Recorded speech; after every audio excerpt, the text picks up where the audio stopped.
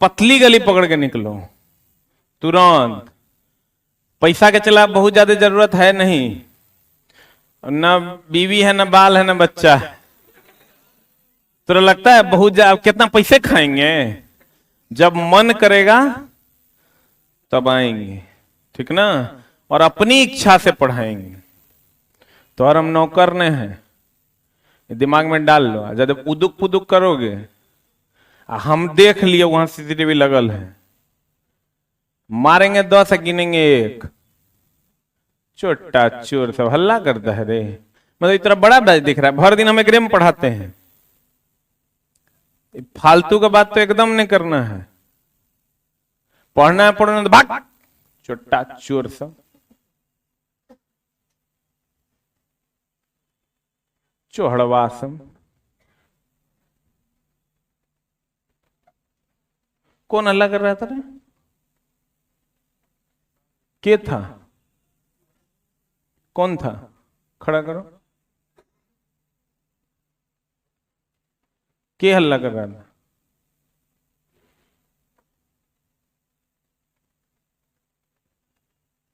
कौन था रे? पीछे कहां चल गया? छोटा आ गए, छोड़ दो। दैत्य सब कहीं का।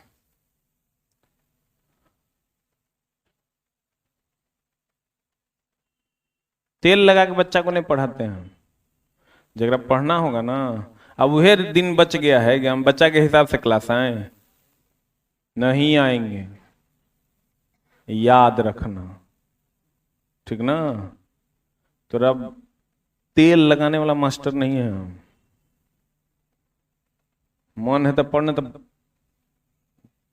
तुरंत भाग। पैसा खा के थोड़े मरेंगे। कितना पैसा खाएंगे? पैसे नहीं है ना खाएंगे, चावले दाल खाएंगे, कितनों कमा लेंगे। आज के बाद चूं कर लिया ना, मेरा मन होगा तो हम 11:30 बजे आएंगे, मन होगा तो 11:45 बजे आएंगे। चूं करके दिखाओ। छोटा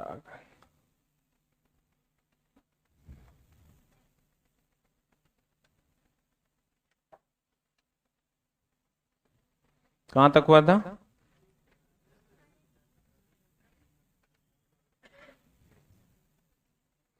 गतिज ऊर्जा।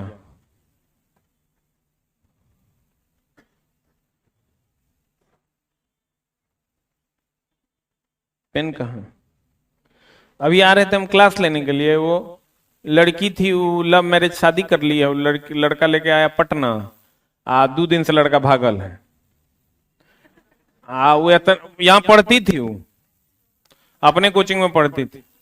वो लड़का के साथ भाग गई। वो पटने में पहले घरे से भगा के लाया था, उसके बाद कोचिंग आना बंद कर दी थी। अब जब वो छोड़ के भाग गया तो नीचे आके रो रही है, कपाड़ पीट रही है। तो अगर छोड़ देंगे मर जाएगी, वो स्थिति था। कपाड़ में जो इसे मारी है, यहाँ फूट गया है, यहाँ टेबुलवा पे जो मारी है। हमेशा एक जैसा सिचुएशन रहता है। तो तू हमारा गुलाम बना लिया था पैसा देके। छुट्टा कहीं ऐसे जब मारी ना, वो तो इतना बड़का टेटर निकल गया मुंडी पे। तो उस टाइम भागने से पहले हमरा पूछती तब ना हम बताते की करना है। अब भाग गई, अब आके पूछेगी तो कैसे काम चलेगा। अब तो जो होना था से हो गया। कुकर्म के टाइम ना पूछो करें कि नहीं करें। कुकर्म कर लेने के बाद नहीं ना पूछो। एम द्रव्यमान का पिंड भी वेग से गतिशील है तो kinetic energy is equal to half mv²। यहां तक हम लोग पढ़े थे, यही पढ़े थे। अब आते हैं चला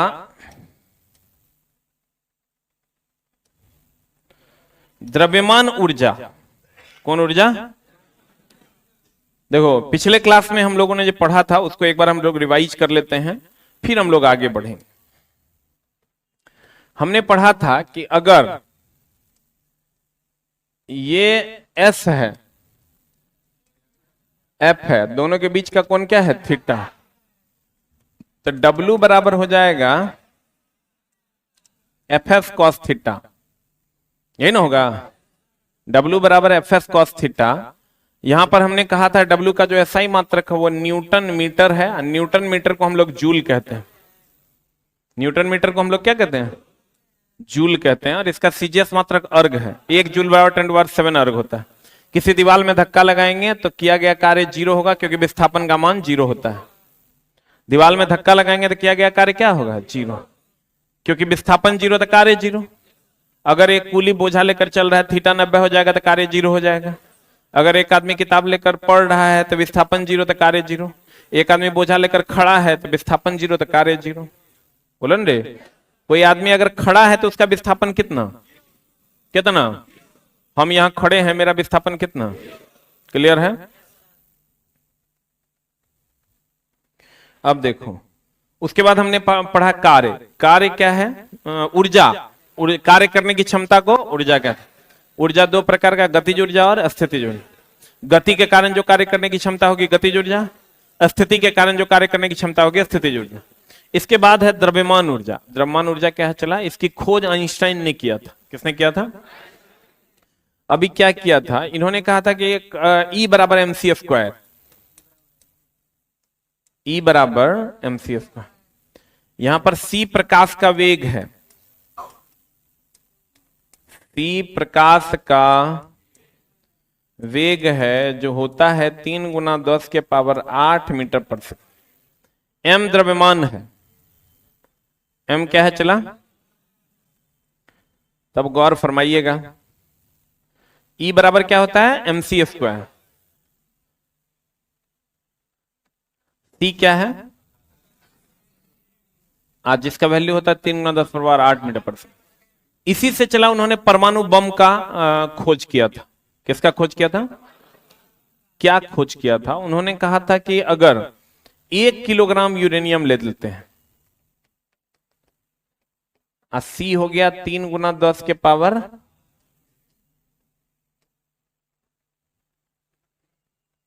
ठीक है, तो ये हो जाएगा 9 × 10⁻16 जूल।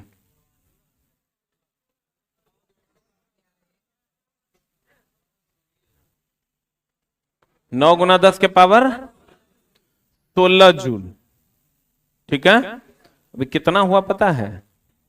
कितना? 10⁻1 तो 10, 10⁻2, 10⁻3, 4, 5, 6, 7, 8, 9, 10, 11, 12, 13, 14, 15, 16 गुना 9। गुना कितना? 9। तो चला, तू काउंट नहीं कर पाएगा, उतना ऊष्मा निकलेगा मात्र 1 किलोग्राम यूरेनियम से। ठीक है, इसकी जब खोज हुई थी तब बना परमाणु बम, परमाणु रिएक्टर। मतलब आप समझिए कि 5000 ट्रक कोयला आप जला दीजिए। कितना ट्रक? अब 5000 ट्रक कोयला जलाने के बाद, चैप्टर नंबर 7 पढ़ रहे हैं हम लोग, चैप्टर 7 एसके झा सामान्य विज्ञान। 5000 ट्रक आप कोयला जला दे। 5000 ट्रक कोयला के लिए पूरा पटना में कोयला रखना पड़ेगा। ठीक है, 5000 ट्रक कोयला में आप आग लगाइए, तब जितना उष्मा निकलेगा ना उतना 1 किलोग्राम यूरेनियम से निकलेगा। मतलब समझ रहे हैं? 1 किलोग्राम यूरेनियम में अगर आप आग लगाते हैं तो 5000 ट्रक कोयला को जलाने से जितनी उष्मा मिलेगी उतना एकरा से मिलेगा। इसीलिए लोग परमाणु बम से डरता है। कोयला में आग लगाइएगा तो 500 1000 डिग्री सी टेम्परेचर जनरेट होगा, और यूरेनियम में आग लगाइएगा ना तो 1 crore degree C temperature generate होगा। कितना डिग्री सी? और उसका वेग भी होगा 1 करोड़ मीटर पर सेकंड। ध्वनि जो अभी हम आप तक पहुंचा रहे हैं 332 मीटर पर सेकंड। कितना वेग होगा? E 332 है। जो बम फटेगा, ये जो परमाणु बम यूरेनियम फटेगा तो 1 crore degree C temperature generate होता है। कितना डिग्री सी? तो समझिए कितना ज्यादा हो गया। बहुत ज्यादा नहीं हो गया? आप 1500 पर तो लोहा पिघल जाता है, 3500 से 3700 पर टंगस्टन पिघल जाता है। आप समझिए कि 1 करोड़ डिग्री से टेम्परेचर जनरेट होगा तो जितना आप देख रहे हैं पंखा, बल्ब, हल्ला गुल्ला सब बह जाएगा। हल्ला करता है छोटा सा, चल जाएगा फिजिक्स बोरा में, 3 महीना में खत्म कर देंगे, हवा नहीं लगने देंगे। इसलिए एकदम आते जाते प्रणाम सर, प्रणाम सर, प्रणाम सर करो, प्रणाम। ये मजाक में नहीं लेना, हमको चाहिए फुल इज्जत, ठीक ना? ना तो चल जाए बोरा में। हम केहनो कपड़ा पहन के आए, बोलो बहुत बढ़िया कपड़ा है, मजाक में ले रहा है ना? मजा आएगा पढ़ाने में 6 से 7 महीना, 8 महीना, मजा नहीं आएगा 3 साढ़े 3 महीना। तो खत्म करना है कि पूरा देख लो। ओम शांति ओम। देख लें, ज्यादा चकचुक करेगा तो एक बात एक बार बोलेंगे, आगे बढ़ते जाएंगे। क्या जरूरत है उधर परमाणु बम बताने का? इधर ई बराबर MC स्क्वायर में जो लिखल है हमरा पते है, किताब तो हमरे है, हिसाब से लपेट देंगे। जैसन जजमान वैसन पूजा, ठीक ना? अब अपने हिसाब से देख लो। अभी से चला हम कुछो पहन के आए ना तो कभी कभार बोलते रहना सर बहुत बढ़िया लग रहा है, ठीक ना? नहीं तो फिर समझना तो हमरा बाद में नहीं कहना। कहते हैं E बराबर MC स्क्वायर की खासियत थी, चला E बराबर MC स्क्वायर की खासियत नहीं, छोड़ना हम बांध लेंगे। अच्छा चलो, तथास्तु। E बराबर MC स्क्वायर, ई ना हुआ ओरिजिनल, चला तुम लोग छोटा हल्ला करता है। E बराबर MC स्क्वायर की हो गया, चला। E बराबर MC स्क्वायर की खासियत थी कि ये बनाया जो था ना आइंस्टाइन, ये किया था कि लोगों को ऊर्जा चला, जो बिजली अभी आप खपत कर रहे हैं, 9.5 रुपए यूनिट है बिजली। जापान में E बराबर MC स्क्वायर से बिजली पैदा की जाती है, वहां 0.001 पैसा प्रति यूनिट, मतलब एक पुस्त में 100 टका का बिल आएगा। यहाँ 1,38,000 का पर महीना का बिल है इस सेंटर का, खाली ऊपर वाला छोड़ के, बिग बूस्टर, आस पब्लिकेशन छोड़ के, आस एजुकेशन का खाली। तो कहने का मतलब यह हुआ कि उन्होंने ये इसलिए जनरेट किया था कि बिजली सस्ते दामों पर मिल सके। लोगों ने लेकिन इसका गलत फायदा उठाया। अमेरिका जैसे लोग, जो पहले क्या होता था, बंदूक चलता था, ढिचके ढिचके ढिचके, तो सामने आएगा तो मारेगा तो लगेगा, नहीं तो नहीं लगेगा। लोग ऐसे ऐसे छिप भी जाता था। लेकिन जब चला 1 करोड़ डिग्री से टेम्परेचर जनरेट होगा तो क्या ना छिपेगा, कुछ बचेगा रे? जितना ईटा तक नदी के समान बह जाए। इसीलिए चला एक देश दूसरे देश को डराता है, मारे परमाणु बम, मारे रे। तो चला परमाणु बम जो है E बराबर MC स्क्वायर पर ही काम करता है। और ये जो यूरेनियम से ही, द्रव्यमान के बदले आपको यूरेनियम रखना हो, यूरेनियम में जैसे आप आग लगाइएगा, करोड़ों डिग्री सी टेम्परेचर, करोड़ों मीटर पर सेकंड के वेग से चलना शुरू कर देगा। आप ये समझ लीजिएगा अगर परमाणु बम गिरा, एक बड़ा इंटरेस्टिंग कहानी है कारगिल वॉर की, लिखा था अटल बिहारी वाजपेयी जी ने अपनी किताब में, कि जब पाकिस्तान और इंडिया का युद्ध चल रहा है, कारगिल वॉर, उस टाइम अमेरिका जो है बीच में इंटरफेयर किया और कहा कि भैया युद्ध आप रोक दीजिए अटल जी, और नहीं तो परमाणु बम पाकिस्तान गिरा देगा आप। तो चूंकि परमाणु बम उसके पास भी है, तो अटल जी ने कहा कि हमने आधा हिंदुस्तान खत्म मान लिया है, लेकिन कल सुबह तक पाकिस्तान विश्व के नक्शे में नहीं रहेगा।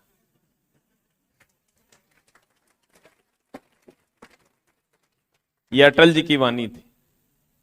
क्योंकि आधा परमाणु बम अगर गिरेगा भी चला तो आधा हिंदुस्तान मान लो खत्म हो जाएगा, लेकिन फिर इधर से भी तो गिराया जाएगा, इधर से गिरेगा चला पाकिस्तान बचवे नहीं करेगा।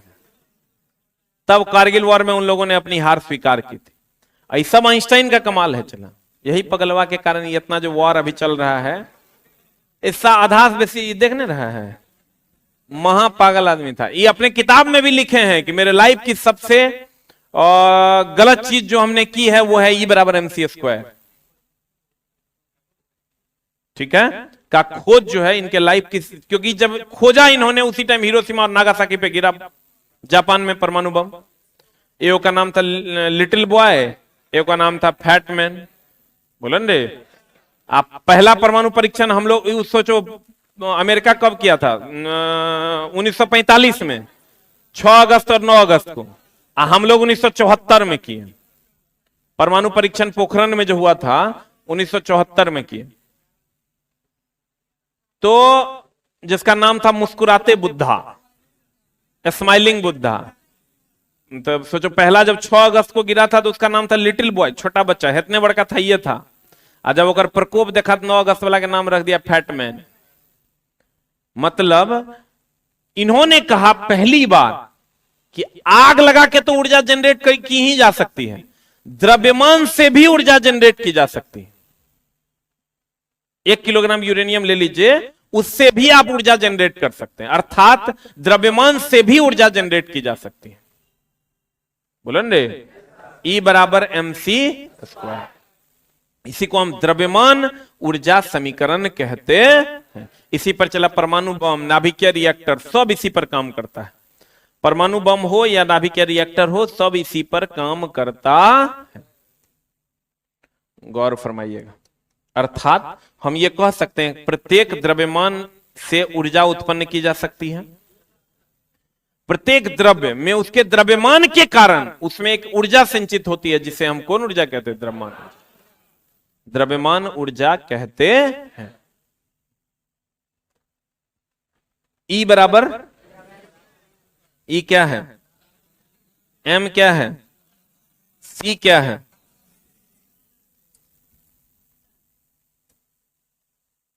यह आइंस्टाइन द्वारा दिया गया द्रव्यमान ऊर्जा समीकरण है। Any doubt?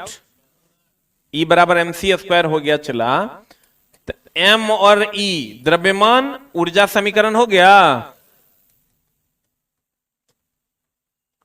इसे आपेक्षिकता का सिद्धांत, सापेक्षिकता का सिद्धांत अथवा थ्योरी ऑफ रिलेटिविटी भी कहते हैं। अब नाभिकीय ऊर्जा या परमाणु ऊर्जा इसी द्रव्यमान ऊर्जा से न निकलता है। नाभिकीय ऊर्जा हो गया परमाणु रिएक्टर, अब परमाणु ऊर्जा में परमाणु बम वगैरह आ गया। कल का डीआरडीओ में पूछा था कि एटॉमिक रिएक्टर में ईंधन के रूप में किसका उपयोग करते हैं? यूरेनियम। कोई दिया है कल डीआरडीओ? था ही क्वेश्चन, था ना। आगे हम लोगों को पढ़ना है। अभी अगला कुछ प्रमुख प्रकार की ऊर्जा है। सौर ऊर्जा। सौर ऊर्जा क्या है? चला, सूर्य के प्रकाश से जो ऊर्जा मिलती है सौर ऊर्जा नहीं है। विकिरण के रूप में सूर्य का प्रकाश जो पृथ्वी तक आता है वही ना सौर ऊर्जा है। तो कहते हैं हमारे सौर मंडल में ऊर्जा का सर्वाधिक प्रत्यक्ष और विशाल स्रोत कौन है? सूर्य। प्रत्यक्ष, डायरेक्ट ना, प्रत्यक्ष मतलब डायरेक्ट। सबसे विशाल स्रोत है। नाभिकीय ऊर्जा अभी तुरंत बताए थे, न्यूक्लियर बम, परमाणु बम, ये सब जितना ऊर्जा आप देख रहे हैं चला, सबको एक चैप्टर में हम लोग आगे पढ़ेंगे। यहाँ इंट्रो है, आगे बड़ा बड़ा चैप्टर है जिसमें हम लोग पढ़ने वाले हैं। परमाणु का नाभिक भी ऊर्जा का भंडार है। इसका विखंडन अथवा संलयन, परमाणु या तो संलयन होता है ना तो विखंडन होता है, विखंडन कर उसकी ऊर्जा को प्राप्त किया जा सकता है। इसी आधार पर परमाणु बम, हाइड्रोजन बम, नाइट्रोजन बम इत्यादि बनाए जाते हैं। नाइट्रोजन बम चला बड़ा बढ़िया है। नाइट्रोजन बम आगे आपको हम पढ़ाएंगे। जैसे परमाणु बम गिराइएगा तो सब कुछ खत्म हो जाएगा, इमारत, आदमी, वृक्ष, जानवर सब खत्म हो जाएगा। नाइट्रोजन बम गिराइएगा ना, जितना जिंदा चीज है वो मर जाएगा, जितना मरा हुआ चीज है वो बच जाएगा। ये सिर्फ और सिर्फ अमेरिका के पास। अब और लोग बना लिए होंगे तो सामने नहीं आया है, लेकिन नाइट्रोजन बम अमेरिका के पास है। अगर गिरा दिया ना तो सब लोग मर जाएंगे। ये कुर्सी, बोर्ड, कैमरा, लाइट, ये सब बच जाए। हाँ, गैस है वो, गैस है चला जिसके कारण ये होता है। नाइट्रोजन बम हम लोग आगे पढ़ेंगे। ये चला हम लोग को अगर बना लेते तो अमेरिका पे, पाकिस्तान पे गिरा देते अपना ठीक ठाक से खाली करवा के। नहीं, सबको बढ़िया से दफना देते अपन, ऐसा नहीं कि फेंक देते। सबको बढ़िया से खद्दा उद्दा खून के और डाल देते अपना। स्थिर से हम लोग क्रिकेट खेलते, उधर ग्राउंड बना देते, प्ले ग्राउंड। यूनिवर्सिटी लाहौर में रहता यूनिवर्सिटी ना, लेकिन हम लोग के पास है नहीं। परमाणु बम गिराइएगा तो मामला हो जाएगा गड़बड़। अब देखो चला, कहते हैं अगला ऊर्जा का स्रोत है ध्वनि ऊर्जा। ध्वनि ऊर्जा चला, साउंड बॉक्स, अभी हम ध्वनि ऊर्जा तुमको दे रहे हैं ना। ध्वनि एक प्रकार का कंपन है, ऊष्मा एक प्रकार का कंपन नहीं है, ध्वनि एक प्रकार का कंपन है। आप कहिएगा कैसे? आप यहां ध्वनि बजा दीजिए, बड़का साउंड बॉक्स, देखिएगा हिलने लगेगा। और यहां आप आग लगा दीजिए, हिलडोल होगा। इसका मतलब ध्वनि एक प्रकार का कंपन, और यही कंपन के कारण आप सुन पाते हैं, और सुन के आप में कार्य करने की क्या आती है? क्षमता आती है। ध्वनि एक चैप्टर है, चला 25 पन्ना, आगे पढ़ेंगे हम। वस्तु कंपन करता है तो उसके कंपन के कारण ध्वनि उत्पादित होती है, जिसमें ऊर्जा निहित होती है। तेज आवाज करती हुई वायुयान के गुजरने से कभी कभी घरों की खिड़कियां, शीशे आदि चटक जाते हैं। किसी के बोलने से उत्पादित ध्वनि से हमारे कान के पर्दे भी कंपन करते हैं, जिससे हम ध्वनि को क्या कर सकते हैं? सुन सकते हैं। फिर रासायनिक ऊर्जा, केमिकल रिएक्शन से, जैसे चूना और पानी को आप गर्म कर दीजिए, उससे भी तो ऊर्जा मिलती है। तो कहते हैं विभिन्न तत्वों के और पदार्थों में रासायनिक संयोग या अभिक्रिया से जो ऊर्जा उत्पादित होती है उसे हम कौन ऊर्जा कहते हैं? रासायनिक। प्रकाश ऊर्जा, प्रकाश ऊर्जा हो गया सूर्य के प्रकाश या बल्ब का प्रकाश से जो ऊर्जा मिलती है, वही ना। अभी चला बल्ब हम बंद कर दें तो आप में कार्य करने की क्षमता खत्म हो जाएगी, यह भी एक प्रकार की ऊर्जा है। कहते हैं विभिन्न प्रकार स्रोत, सूर्य, दीपक, विद्युतीय बल्ब आदि से उत्सर्जित प्रकाश में ऊर्जा निहित होती है, जिसे प्रकाश ऊर्जा कहते हैं। जैसे फोटो इलेक्ट्रिक सेल, यह क्वेश्चन था कल डीआरडीओ में। अरे फोटोवोल्टेइक सेल था ना, केकर सिटिंग में था? तुरंत था, यह क्वेश्चन था कल, लेकिन ये दूसरे तरीके से पूछा था, हम लोग आगे डिस्कस करेंगे। सौर कुकर, हरे पौधे आदि अपना भोजन सूर्य के प्रकाश से क्या करते हैं? बनाते हैं। ऊष्मीय ऊर्जा, गर्म करने से जो ऊर्जा मिलती है, आग लगाने से, ईंधन से, बोलन रे। कहते हैं विभिन्न वस्तुओं के जलने, सौर ऊर्जा के विकिरण, दो सतहों के घर्षण आदि की गर्मी से जो ऊष्मा उत्पन्न होता है उसे हम कौन ऊर्जा कहते हैं? ऊष्मीय ऊर्जा कहते हैं। ये तो चला बना देगा। अगर किसी वस्तु का वेग दुगुना कर दिया जाए तो उसकी गतिज ऊर्जा कितनी गुनी बढ़ जाएगी? अरे छोटा, कितनी गुनी बढ़ जाएगी? कितनी गुनी? 3 गुनी बढ़ जाएगी। बोलो। अरे बताए थे kinetic energy is equal to half mv square. इसको दुगुना करेंगे तो 4 गुना हो जाएगा, अब बढ़ेगा 3 गुना ना।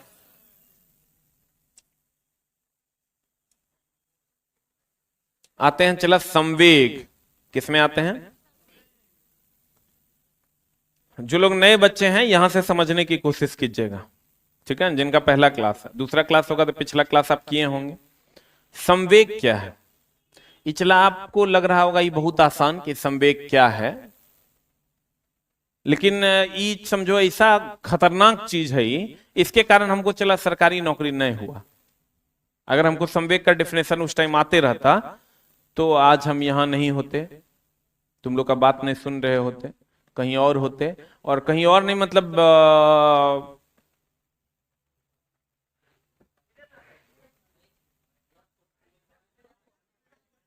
एयरफोर्स में होते। एयरफोर्स में मतलब आफ्टर बीटेक, मतलब बहुत बड़े पोस्ट पे होते। लेकिन चला संवेग का डिफिनेशन पूछा, सबसे लास्ट राउंड चल रहा था हम लोग का एसएसबी का, और फाइनल राउंड में सब हम लोग 12 लोग सेलेक्ट हुए थे। मेरे कॉलेज से हम लोग 2 लोग थे और अन्य कॉलेज से बच्चे थे। और लास्ट सवाल उनका यही था, लास्ट राउंड का, what is the definition of momentum. तो चला सब लोग जानते हैं मोमेंटम संवेग बराबर द्रव्यमान गुना वेग। हम लोग बोले mass into velocity is called momentum. दोसर से पूछा तो वो भी बोला mass into velocity is called momentum. तेसर, चौथा, you you same same same same same. जब फाइनल रिजल्ट आया ना 12 में से को रिजल्ट में था सेम सेम सेम हो गया। आप बोलोगे काहे रिजल्ट नहीं था? तो जैसे रिजल्ट नहीं होता तो हम लोग क्या कहते हैं? सेटिंग हो गया होगा, है ना कहते हैं हम लोग। रिजल्ट नहीं हो ना किसी का तो पूछो काहे नहीं हुआ? ओ आजकल नौकरी हुआ है रे, सब सेटिंग हुआ है। तो हम लोग भी यही बोले कि सेटिंग मार दिया। इतना इतना नंबर था हम लोग को, सबसे ज्यादा नंबर था मेरा सीजीपीए चला 9.9 था, 99% मार्क्स था बीटेक में। हमको लगा मेरा तो होवे करेगा, थोड़ा नंबर में आ जाने के बाद अकड़ थोड़ा बढ़ जाता है। हम भी चल सीना तान के चलते थे, जहां जाके केकरो आदमी बुझने के लिए हम तैयारे नहीं थे। तो लेकिन वो चला हमको सिखा दिया। तो जब पूछा ना तो हम चूंकि जब बोल दिए कि मास इनटू वेलोसिटी जो कॉल मोमेंटम, तो वो लोग को भी लगा कि लगता है हम लोग का सिलेक्शन ऑलरेडी हो चुका है, ये झूठे मोमेंटम पूछ दिया। मोमेंटम कहीं पूछने का चीज है? हम लोग बाहर में यही बात कर रहे थे कि हम लोग का हो गया होगा, ये झूठे एगो राउंड करना था उनको, तो मोमेंटम का डेफिनेशन बोल के भगा दिए। बाद में चला जब हम नहीं हुआ तो 100 ब्लेम लगा दिए कि चोर है, चौहाड़ है। जब आए चला पढ़ाना शुरू किए, तब हमको लगा कि यार काहे निकाला हूं, क्योंकि पूरा का पूरा एयरफोर्स सिस्टम और शिप जो जहाज, पनिया जहाज वगैरह आप कहते हैं, उस सब चला मोमेंटम से ही चलता है। इसी के आप वहां जब जाइएगा पढ़ने के लिए, जब आपको ट्रेनिंग में पढ़ाया जाएगा तो आपको ये चैप्टर ऑफ प्रोजेक्टाइल मोशन पढ़ाया जाएगा। एगो मोमेंटम के बारे में बताया जाएगा और एगो प्रोजेक्टाइल मोशन के बारे में बताया जाएगा। अब मोमेंटम तब है क्या, तो उसको जब यहां आए तो हम लोग पढ़ना शुरू किए कि मोमेंटम क्या है। जैसे एक बात बताइए, दो लोग हैं, एगो हम है, एगो छेड़ी है। छेड़ी समझता है? बच्चा। और देखो बदमाशी नहीं करेगा, हम चला मामला गड़बड़ा देंगे। अभी तू नया नया जुड़ा है इसलिए कोंकी आता है, ठीक ना। अभी हमको स्टाफ बोला कि सर 3-4 दिन हुआ है ना, इसलिए कोकी आ रहा है। तब कोकी आना हम नरम कर देंगे, इसलिए मेरे क्लास में हीरोगिरी नहीं करेगा। हम बोलेंगे तू सुनेगा, क्योंकि तू बोलेगा तो सबका ध्यान उधर जाएगा और तोरा से कुछ सीखने को मिलेगा नहीं, इसलिए एकदम मुंह बंद रखो। अगर मान लो कि हम है, एगो छेड़ी है, हम जाके एगो कुर्सी में इसे मारे, दोनों का वेलोसिटी सेम है, ठीक ना। हम जाके एक कुर्सी में मारे, छेड़ी दोसर कुर्सी में मारा, केकरा से जाएगा ज्यादा दूर? मेरे से जाएगा, क्योंकि मेरा द्रव्यमान ज्यादा है। लेकिन अगर हमको अपने द्रव्यमान पे घमंड हो जाए, मां कसम छेड़ी क्या कर लेगा मेरा, तो हम जाएंगे धीरे धीरे, जाओ तो मार देंगे। और छेड़ी बहुत तेजी से आएगा और कुर्सी में मारेगा। अब केकरा से ज्यादा दूर जाएगा? छेड़ी से जाएगा, नहीं जाएगा। इसका मतलब यह हुआ मेरे प्यारे दोस्त कि गति की जो मात्रा है कि कितना दूरी जाएगा, बोलन रे, वो डिपेंड करता है द्रव्यमान पर और वेग पर। इसका मतलब कहा गया कि ये जो गति की मात्रा को व्यक्त, कोई ऐसी राशि बनाओ जो एक साथ गति की मात्रा को व्यक्त कर दे। जिसका द्रव्यमान ज्यादा उसकी गति की मात्रा ज्यादा, और जिसका वेग ज्यादा उसकी गति की मात्रा ज्यादा। बोलन रे, तो कहा गया वह राशि m इंटू भी हो जाएगी और उसे संवेग कहेंगे। m इंटू भी हो जाएगी और उसे क्या कहेंगे? चला संवेग। क्या कहेंगे उसे? संवेग। अर्थात जिसका द्रव्यमान ज्यादा होगा। संवेग क्या है? इसका डिफिनेशन क्या है? चला, इसका डिफिनेशन है वह भौतिक राशि जो गति की मात्रा को बताता है। बोलो हाँ या ना। वह भौतिक राशि जो गति की मात्रा को बताता है उसे संवेग कहते हैं। और गति की मात्रा अकेले द्रव्यमान बताएगा कि वेग बताएगा कि दोनों मिल के बताएगा? इसलिए दोनों का गुणनफल ही संवेग कहलाता है। अब इसको डिफाइन कैसे करेंगे? वह भौतिक राशि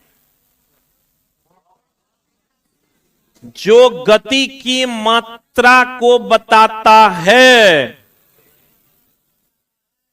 क्या कहलाता है? तो कहते हैं, चला तो इंग्लिश में कहेंगे the physical quantity which denote the amount of motion या which gives amount of motion is called as momentum. ये लाइन हमको बोलना था, अब मेरा काम हो जाना था। तो जो हुआ सो अच्छे हुआ, नहीं तो चला अभी कहीं 50,000 टका में नौकरी कर रहे होते या 1 लाख में नौकरी कर रहे होते, यही ना कर रहे होते हैं। तो चला लाइफ में जो होता है ना वो अच्छे के लिए होता है। कंडीशन अप्लाई कि तोरा में हिम्मत जोश जुनून रहना चाहिए। तो कहते हैं चला कि वह भौतिक राशि जो गति की मात्रा को बताता है उसे क्या कहते हैं? संवेग। तो बता, वेग सदिश राशि है तो संवेग भी सदिश राशि होगा। इसका यूनिट निकालेंगे चिल्ला जी, तो यूनिट निकालेंगे तो कितना आ जाते रे भाई हमार? केजी मीटर पर सेकंड होगा। अच्छा, जिनको नहीं दिख रहा है आगे दिखाते हैं। संवेग,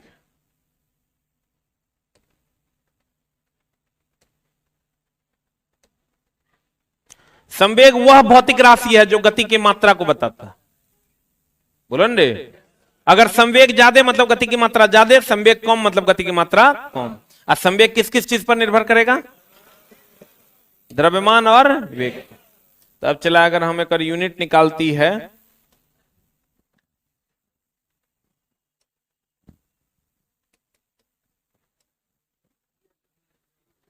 तो चला बता, एक यूनिट केजी, द्रव्यमान का केजी न हो, वेग का मीटर पर सेकंड। केजी मीटर पर सेकंड हो जाएगा, केजी मीटर पर सेकंड। बोलो हाँ या ना? एक बीमा निकालो, कहते हैं एम एल टी में होगा।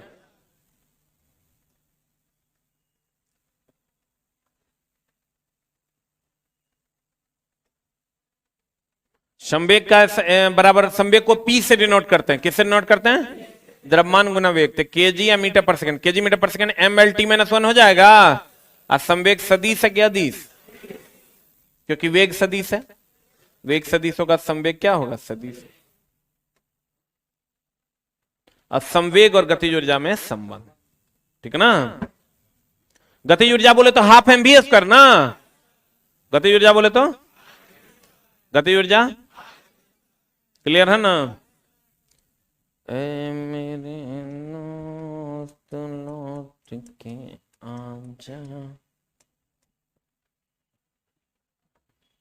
बोलो हाँ या ना? गतिज ऊर्जा is equal to half M V F, सही है? ओ चिल्ला जी, पी बराबर, बोलो ने, जान हमर परान हमर, एकरा हम अपने मन से एम से गुना भाग कर दें। आपको एक काहे किए? इसलिए किए कि एम स्क्वायर भी स्क्वायर हो जाएगा तो पी स्क्वायर लिख देंगे। अब इसको बताओ, लिख सकते हैं एम स्क्वायर भी स्क्वायर बटा एम? बोलो नहीं, kinetic energy is equal to half M square V square को पी स्क्वायर लिख सकते हैं, पी स्क्वायर बटा एम। हम लिख सकते हैं काइनेटिक एनर्जी बराबर P square by 2m। P क्या है? संवेग, बोलन रे, एम तो द्रव्यमान है।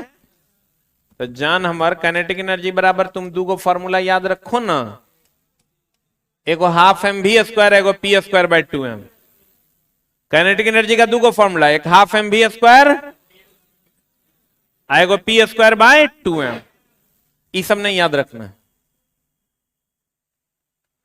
डायरेक्ट तुमको कहना है। चूंकि चला फॉर्मूला प्रूफिंग तो आता नहीं है और आपको याद करने की जरूरत है भी नहीं, तो आपको डायरेक्ट याद रखना है काइनेटिक एनर्जी बराबर हाफ एम वी स्क्वायर या P square by 2m। Half M V square या P square by 2m, half M V square या P square by 2m, half M V square. बहुत बढ़िया। संवेग किसको कहते हैं? वह भौतिक राशि जो गति की मात्रा को बताता है। संवेग किसको कहते हैं? वह भौतिक राशि जो गति की मात्रा को बताता है। देखिए चला जी, kinetic energy half M V square और P square by 2m। Half M V square ऊपर नीचे m से गुना भाग कर दिया तो ये एम स्क्वायर वी स्क्वायर हो गया, एम स्क्वायर वी स्क्वायर को पी स्क्वायर लिख देंगे।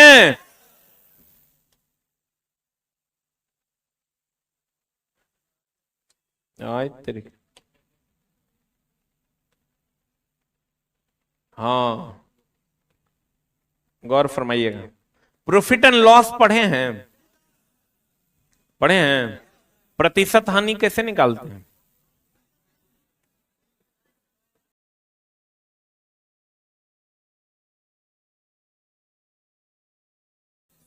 विक्रय मूल्य माइनस क्रय मूल्य बटा क्रय मूल्य गुना 100 पढ़े हैं। Selling price minus costing price बटा कॉस्टिंग प्राइस गुना 100 ना, वो सब काहे पढ़ेगा।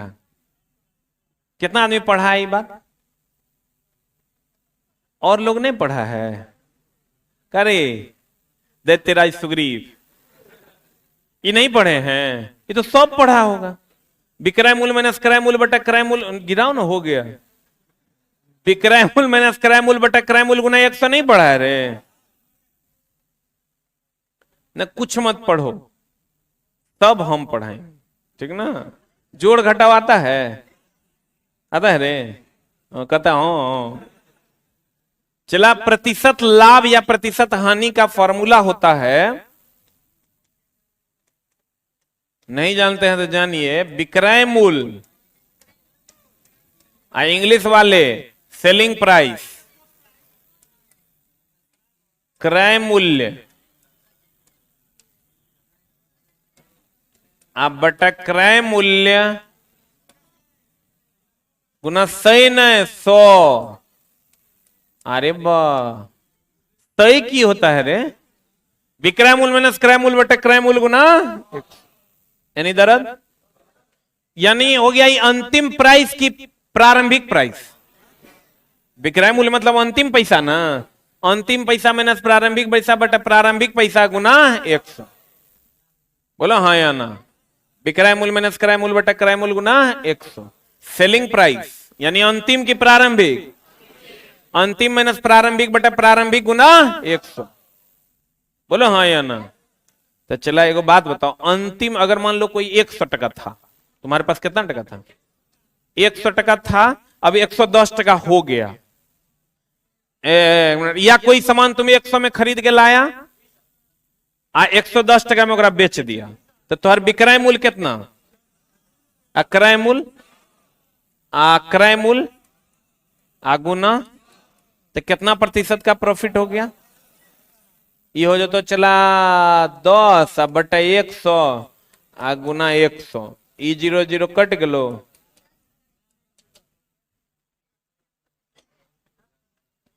बोला हो जान?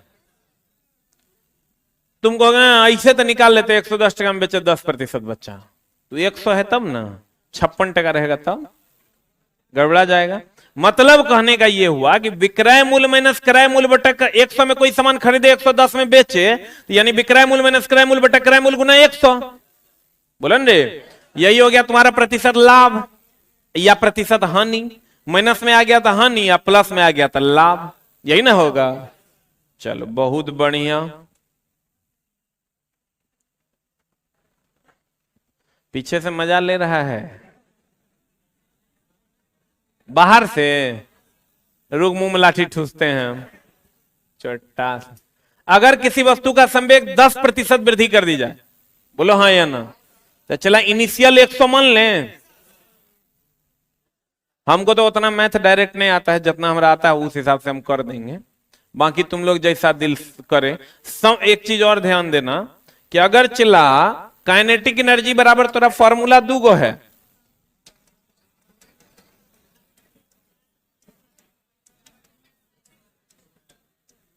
Any doubt? कब कौन फॉर्मूला लगाना है ये आपको डिसाइड करना होगा। You have to decide which formula is placed at one place. तो कहते हैं चला काइनेटिक एनर्जी बराबर half mv square P square बटा 2m। बोलो रे, अब चला मामला ये है, अगर संवेग की बात करेगा तो काइनेटिक एनर्जी बराबर P square by 2m put करना, और अगर वेग की बात करेगा तो काइनेटिक एनर्जी बराबर हाफ mv स्क्वायर पुट।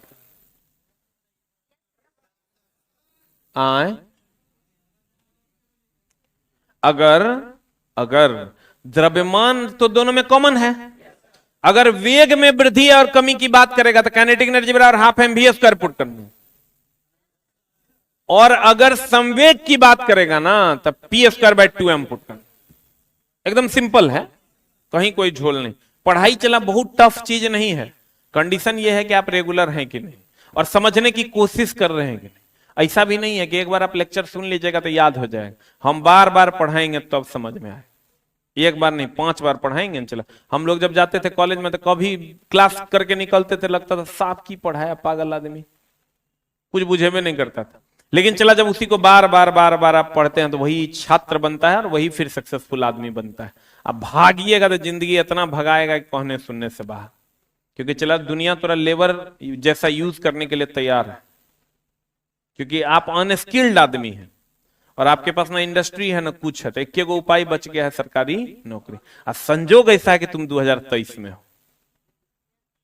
संजोग ऐसा चला कि आप 2023 में हैं, जहां सिर्फ और सिर्फ वैकेंसी ही वैकेंसी तुमको अगले 3 महीने के 3-3.5 महीने के अंदर देखने को मिले, खाली वैकेंसी।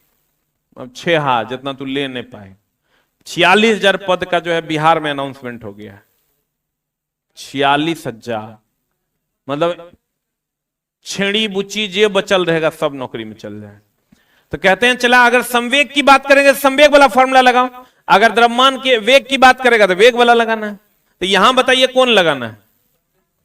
अगर किसी वस्तु का संवेग 10% तो काइनेटिक एनर्जी बराबर p²/2m लगा दें। बोलिए, तो काइनेटिक एनर्जी इनिशियल बोले तो क्रय मूल्य की विक्रय मूल्य। अरे छोटा, इनिशियली हम लोग खरीदते हैं, अब फाइनली हम लोग बेच देते हैं। तो इनिशियल बोले तो क्रय मूल्य की विक्रय मूल्य। बाहर चला तो मान लेते हैं ये 100 होगा। बोलो हाँ या ना।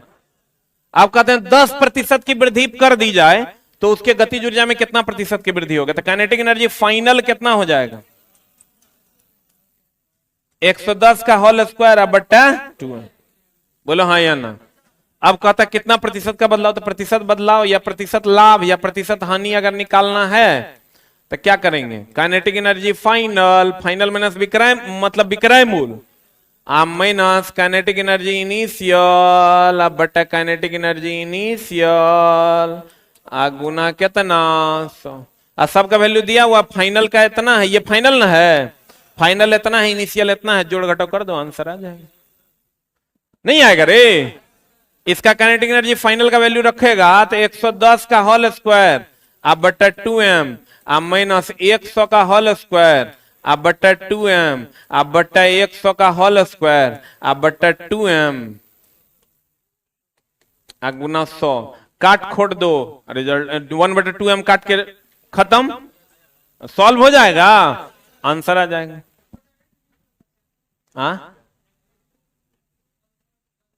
हाँ बोलो ना, हमरा उतना मैथ नहीं आता है। तू कह रहा है x + x + 2x / 100 आता है हमरा, लेकिन हम नहीं बताएंगे, वो मैथ वाला मास्टर काम है, वो बताएगा। हो गया, बोलो रे। हम चला किए क्या, काइनेटिक इनिशियल मान लिए संवेग को 100। बोलो, न्यूमेरिकल चला पढ़ना पड़ेगा। तुम किसी भी चीज को इग्नोर करके अब सोचोगे हम नौकरी ले लेंगे, नहीं होगा। और चला बहुत आसान है, हम बोले ना हम लोग चला पढ़ लिए तो कोई पढ़ सकता है, मतलब कोई पढ़ सकता। जिंदगी में कभी स्कूल नहीं गए, आज तक हमको याद नहीं है चला कभी स्कूल गए होंगे, मेरे मेमोरी में ऐसा नहीं। 1-8 घंटा कर लिए होंगे तो बहुत हो। तुम अभी से शुरू करो तो हम विश्वास दिलाते हैं तुम सीख जाओगे। कंडीशन अप्लाई, भागना नहीं है, बैठ के लड़ना होगा फैक्ट के साथ। एक फैक्ट, जैसे आप 10-20 को फैक्ट सीख जाइएगा, आप समझिए कि टोटल 100 टाइप का चीज है जो आपको सीखना है, वही चीज हर किताब में कॉमन है। वो 100 चीज कैसे सीखिएगा, होगा 300 बार पढ़िएगा, सीख जाइएगा। काइनेटिक एनर्जी बराबर इनिशियल निकालना तो इसको 100/2m कर दिए, आप फिर कह रहा 10% की वृद्धि, तो फाइनल हो गया 110/2m। अब फिर लगा दिए प्रतिशत चेंज, यानी या तो लाभ हुआ होगा या तो हानि हुआ होगा। बदलाव का मतलब या तो लाभ या तो हानि। तो kinetic energy final minus initial बटा इनिशियल गुना 100। बोलो, इसका और भी सवाल हम करवाएंगे। अब एक बात बताइए, काइनेटिक एनर्जी का फॉर्मूला क्या है। हम जो आपको पढ़ाए हैं काइनेटिक एनर्जी बराबर 2 को फॉर्मूला, एगो ½ mv², एगो p²/2m। आइंस्टीन का द्रव्यमान ऊर्जा समीकरण क्या था, E बराबर mc²। उन्होंने कहा था द्रव्यमान ऊर्जा में परिवर्तित हो जाएगा, इसी को हम थ्योरी ऑफ रिलेटिविटी या सापेक्षिकता का सिद्धांत कहते हैं। बोलो, इसी पर परमाणु बम, नाभिकीय बम आधारित है। डायरेक्ट ऊर्जा का स्रोत कौन है, डायरेक्ट ऊर्जा का स्रोत कौन है, सूर्य ना। बोलवे नहीं करेगा। प्रत्यक्ष ऊर्जा का स्रोत कौन है, सूर्य। कंपन के कारण ध्वनि ऊर्जा उत्पन्न होता है। बोलो ना रे, कंपन के कारण कार्य करने की क्षमता को क्या कहते हैं? और W बराबर फॉर्मूला हम पढ़ाए हैं आपको, F S cos theta, S 0 तो W 0, थीटा 90 तो W 0, एफ 0 तो W 0। बोलो ना रे, क्या cos थीटा का मान -1 से 1 के बीच होगा तो ई ऋणात्मक तो ई भी ऋणात्मक, ई धनात्मक तो ई भी धनात्मक, ई 0 तो ई भी 0। दीवार पर धक्का लगाएंगे, कार्य, हाथ में पत्थर लेकर खड़े हैं, कार्य कितना? कार्य की कोई दिशा होती है, ऊर्जा का कोई दिशा होता है। बोलो ना रे, नहीं समझा? कार्य करने की क्षमता को, वेग के कारण जो ऊर्जा होगा उसे गतिज ऊर्जा, अस्थिति के कारण जो ऊर्जा होगा स्थितिज ऊर्जा। द्रव्यमान ऊर्जा समीकरण किसने दिया? किसने दिया? समझ में आया? पक्का हल्ला नहीं ना करेगा? देखो 20 मिनट ज्यादा जो पढ़ाई से चला, हल्ला नहीं करना, नहीं तो मामला गड़बड़ा देंगे हम। तोरा बोलेंगे कुछ नहीं, कर हम तोहर सब कर्म देंगे, याद रखना। क्योंकि दोबारा ना तोरा पास इतना पैसा होगा जो तू देगा दोसर को, और न तोरा इतना फुर्सत है। उमरून देखेगा 40 साल हो गया है। Thank you very much.